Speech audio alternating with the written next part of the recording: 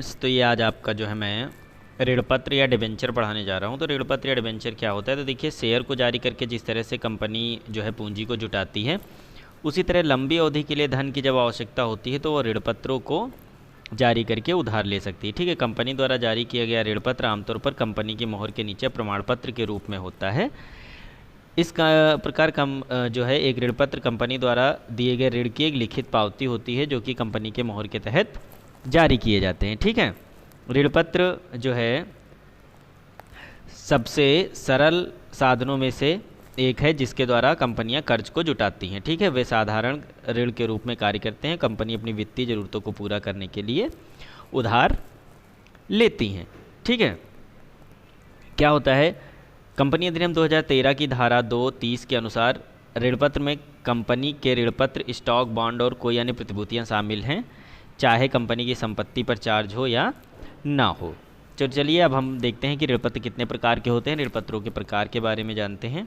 तो ऋणपत्र का प्रकार में सबसे पहला आता है सुरक्षा के आधार पर। तो सुरक्षा के आधार पर हमारे पास सबसे पहले सुरक्षित व बंधक होते हैं, जिनको हम सिक्योर्ड डिबेंचर भी कहते हैं। सिक्योर्ड डिबेंचर का मतलब ये होता है, ये ऋणपत्र ऐसे होते हैं जिसमें कंपनी विशेष संपत्ति या फिक्स चार्ज से कंपनी की संपत्तियों द्वारा सुरक्षित होते हैं। ठीक है, इन्हें फ्लोटिंग चार्ज भी कहा जाता है। यदि कंपनी नियत तारीख पर ऋण पत्र का पैसा चुकाने में असमर्थ होती है तो ऋणपत्र धारक उसके पास रखी गिरवी संपत्ति को बेचकर अपने पैसे को वसूल सकते हैं। ठीक है, उसके बाद हमारा आता है असुरक्षित या नग्न ऋणपत्र। इनको नेक्ड ऋणपत्र या नेक्ड डिबेंचर या अनसिक्योर्ड डिबेंचर भी कहा जाता है। ये ऋणपत्र वे होते हैं जो किसी भी प्रकार की सुरक्षा नहीं दी जाती है। ऐसे ऋणपत्रों के धारकों को कंपनी के परिसमापन के समय असुरक्षित देनदारों के रूप में माना जाता है। ठीक है, अब आता है सेकेंड, रजिस्ट्रेशन के बेस पे या पंजीकरण के आधार पे। तो पंजीकरण के आधार पर यह होता है कि पंजीकृत ऋणपत्र वो होते हैं जो कंपनी के साथ पंजीकृत होते हैं। इन ऋणपत्रों को केवल ट्रांसफ़र डीड के द्वारा ही ट्रांसफ़र किया जा सकता है। ऋणपत्र ब्याज का भुगतान केवल उन्हीं के नामों पर किया जाता है जो कंपनी के रजिस्टर में अंकित होते हैं या लिखे होते हैं। ठीक है, वाहक ऋणपत्र वो होते हैं, वाहक ऋणपत्र किसी कंपनी के रजिस्टर में दर्ज नहीं होते हैं। नाम के रूप में यह विस्तृत द्वारा हस्तांतरणीय होते हैं। हस्तांतरण विलेख की आवश्यकता नहीं होती है। यह ऋणपत्र धारक या जिसके पास ये ऋणपत्र होगा उसको ब्याज पाने का हक होगा। ठीक है, होपफुली आप क्लियर होंगे।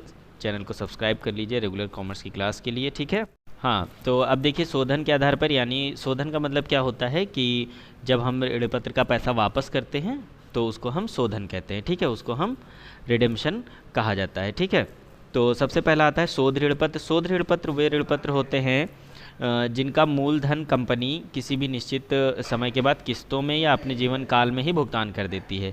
ऐसी कंपनियां भारत में होती हैं। ठीक है, इसका मतलब यह है कि कंपनी ऋणपत्र के मूलधन को अपने जीवन काल में वापस कर देती है, उसे हम शोध ऋणपत्र कहते हैं। अशोध ऋणपत्र वे होते हैं, इस प्रकार के ऋणपत्रों को मूलधन कंपनी के समापन या दिवालिया होने पर किया जाता है, यानी कंपनी अपने जीवन काल में ऐसे ऋणपत्रों का पैसा नहीं भुगतान करती है, उसे हम अशोध ऋणपत्र या इररिडेम्बल या प्रीपेक्चुअल डिबेंचर कहते हैं। ठीक है, फिर आता है परिवर्तनीयता के आधार पे, यानी बेसिस ऑफ कन्वर्टेबिलिटी। तो परिवर्तनीय ऋणपत्र यानी कन्वर्टेबल डिबेंचर ऐसे ऋणपत्र होते हैं जो अधिकार होता है कि निश्चित समय के बाद ऋणपत्रों को निर्धारित शर्तों के अनुसार पर समता अथवा पूर्वाधिकार अंशों में परिवर्तित करा सकते हैं।